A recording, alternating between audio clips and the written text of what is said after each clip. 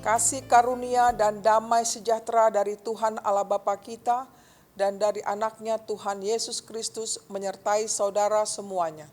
Amin. Shalom Ibu Bapa, saudara-saudariku yang dikasihi Tuhan Yesus Kristus. Saya mau menyapa kita semuanya, apa kabarnya? Saya berharap kabar kita semua dalam keadaan sehat, tetap semangat dan penuh sukacita untuk memuji dan memuliakan Tuhan.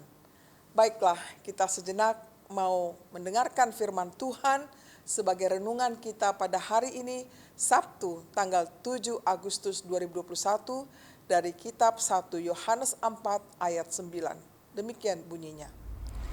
Dalam hal inilah kasih Allah dinyatakan di tengah-tengah kita, yaitu bahwa Allah telah mengutus anaknya yang tunggal ke dalam dunia, supaya kita hidup olehnya. Demikian bunyinya. Judul renungan ini adalah kasih Allah.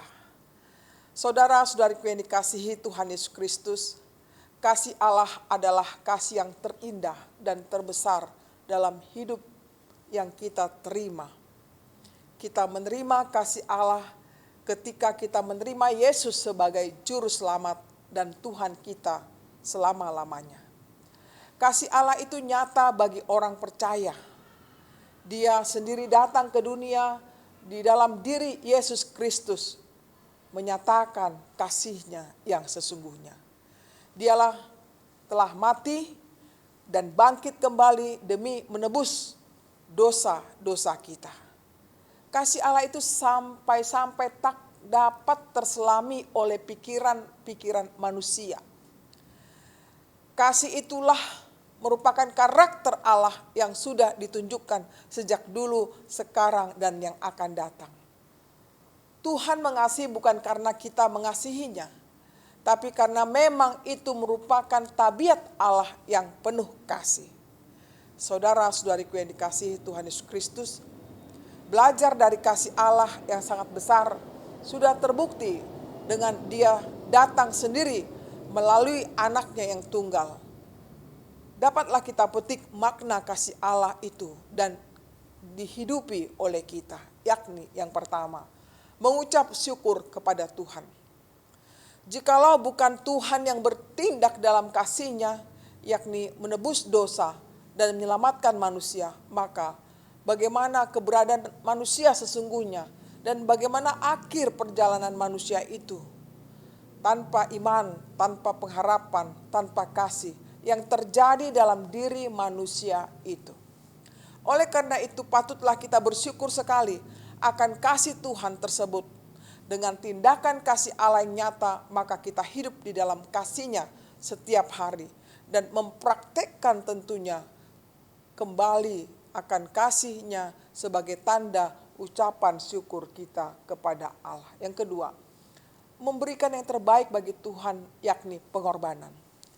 Betapa besarnya pengorbanan Yesus, yakni dirinya diberikan untuk keselamatan manusia.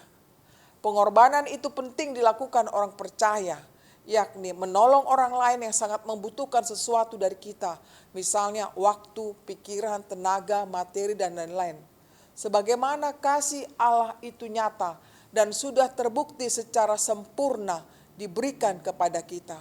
Maka kita pun dalam pengorbanan tidaklah hanya sekedar ada, tapi hendaklah dari hati yang terdalam yang dibaluti oleh kasih Allah tersebut.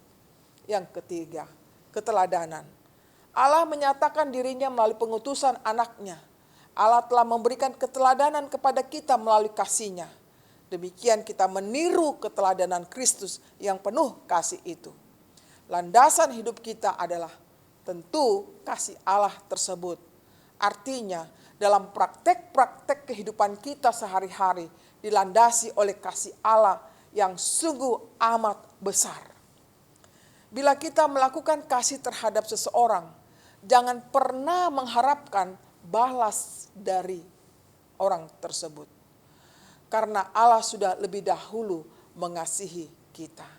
Saudara-saudariku yang dikasihi Tuhan Yesus Kristus, kiranya 3 hal ini bisa menginspirasi kehidupan kita sebagai orang percaya. Tetaplah kita mengingat kasih Allah yang sempurna itu sehingga kita berenergi menjalani kehidupan ini. Ibarat sebuah kendaraan tidak akan jalan bila tidak ada minyak atau bensin. Demikian kita, bila Tuhan tidak mengasihi kita, maka kehidupan itu pun tidak ada lagi. Apalagi di dalam konteks sekarang ini kita diperhadapkan dengan pandemi COVID-19. Kita membutuhkan pertolongan Tuhan. Kita membutuhkan kasih Tuhan agar kita kuat menghadapinya. Marilah, Ibu Bapa, Saudara-saudariku, kita andalkan Tuhan dengan kasih-Nya yang setiap hari mengalir dalam kehidupan kita. Tuhan memberkati kita semuanya. Amin. Kita berdoa. Ya Tuhan Allah kami yang kami sembah di dalam Yesus Kristus, kami sungguh bersyukur Tuhan buat nafas kehidupan yang masih Engkau berikan kepada kami. Kami sungguh bersyukur Tuhan di mana firman-Mu telah kami dengar yang mengajar kami agar kami hidup di dalam kasih-Mu saja. Ya Tuhan, Engkau telah rela mati untuk menebus dosa-dosa kami. Engkaulah memberi keteladanan bagi kami. Pengorbanan-Mu begitu besar bagi kami Tuhan. Ajar kami untuk mengikuti jejak-Mu agar bukan hanya kami percaya kepadamu tetapi kami melakukan kasih Engkau di tengah-tengah kehidupan kami masing-masing.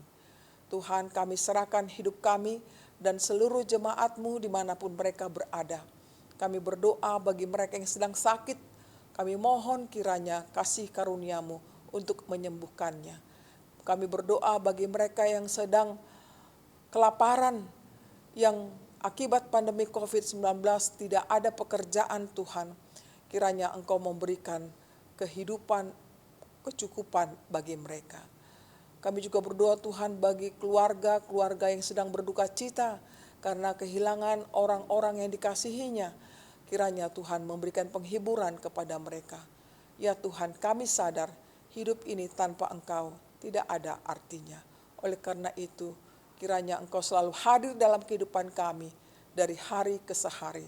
Kami serahkan permohonan kami ini di dalam Yesus Kristus Tuhan kami.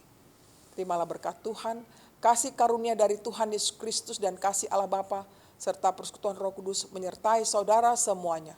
Amin. Demikianlah renungan kita pada hari ini. Kiranya Tuhan memberikan kita kekuatan dan berkat-berkat-Nya. Tuhan memberkati kita.